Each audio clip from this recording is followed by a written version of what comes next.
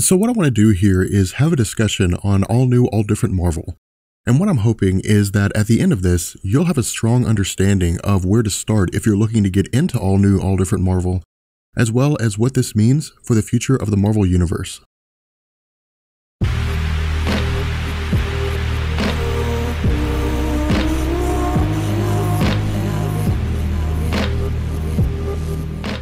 So getting into this, for those of you who are well versed in Marvel Comics, I'll ask you to give me a few minutes so I can provide a foundation to all the new fans who aren't familiar with Secret Wars, Time Runs Out, and how all of this came to fruition.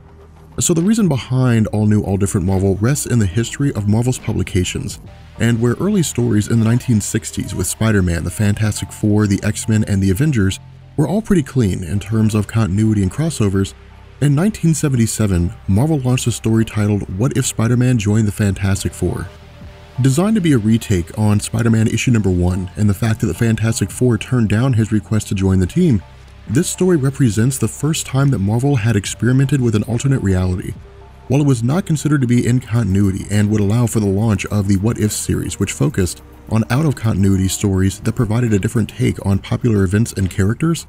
because the concept was so well received, in January and September of 1981, Marvel introduced the Days of Future Past and the Crooked World stories respectively, both of which depicted alternate realities that were in continuity, with the Crooked World introducing numerical designations for alternate realities for the first time. While Days of Future Past was the more popular of the two due to the fact that the story was written in a time when the X-Men were gaining popularity, and because it was a worst-case scenario for the X-Men themselves, the introduction of Marvel's multiverse spiraled out a series of stories written by future writers that would depict multiple dimensions and alternate universes with varying takes on characters that we had come to know. And so taking all forms of realities into account, including pocket dimensions, which are miniature universes housed within larger universes, all in all, Marvel had somewhere in excess of 1,000 alternate realities, which ranged from lengthy series like the Age of Apocalypse to one-shots like Operation Zero Tolerance. As a result, between the 50-year-long publication histories of their various characters, their alternate reality counterparts, and the retcons that came with all of this, beginning as early as 2011 under Jonathan Hickman, Marvel officially began the goal of consolidating everything. What this means is that all new, all different Marvel is not a reboot in the sense that it wipes the slate clean and starts everything all over again. Instead, the all new, all different Marvel line represents a culmination of Hickman and Marvel's 4-year project, going through every title, every character, every team, and alternate reality, and keeping only the most popular and relevant concepts, and then reshaping them into a more attractive design that can attract new readers.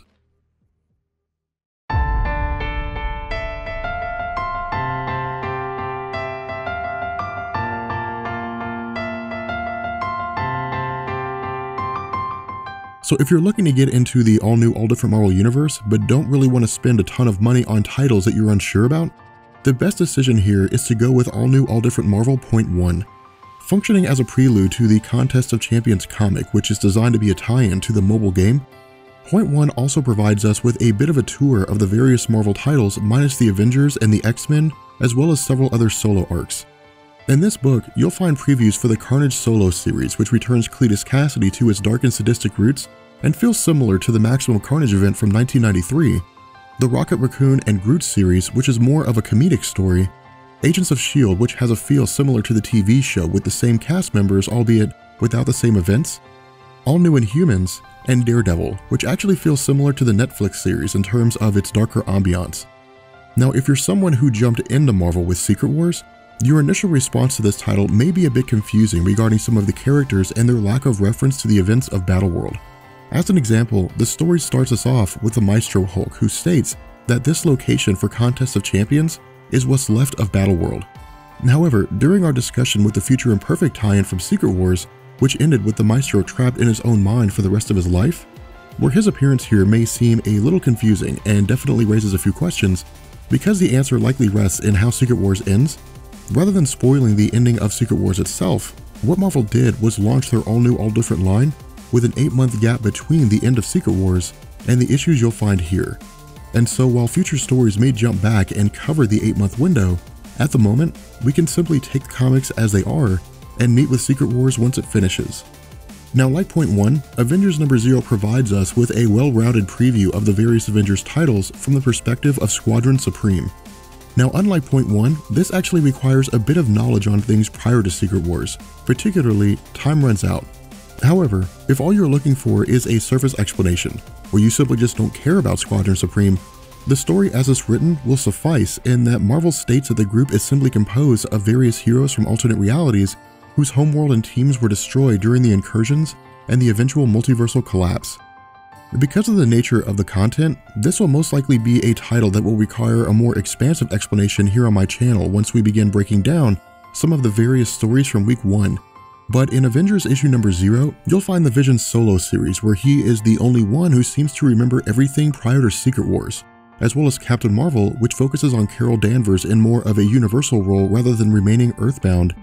New Avengers, which centers on the Sunspot Avengers team whose main villain seems to be Reed Richards from the Ultimate Universe. Uncanny Avengers, which will initially focus on Deadpool as part of the Avengers team, carrying out clandestine missions for Steve Rogers. And the Ultimates, which will see the wildly powerful Blue Marvel leading the multiversal Avengers.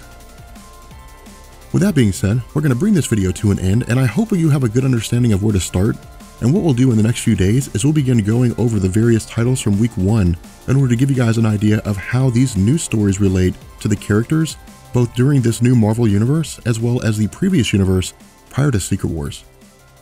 With that being said, I will catch you guys later. Peace.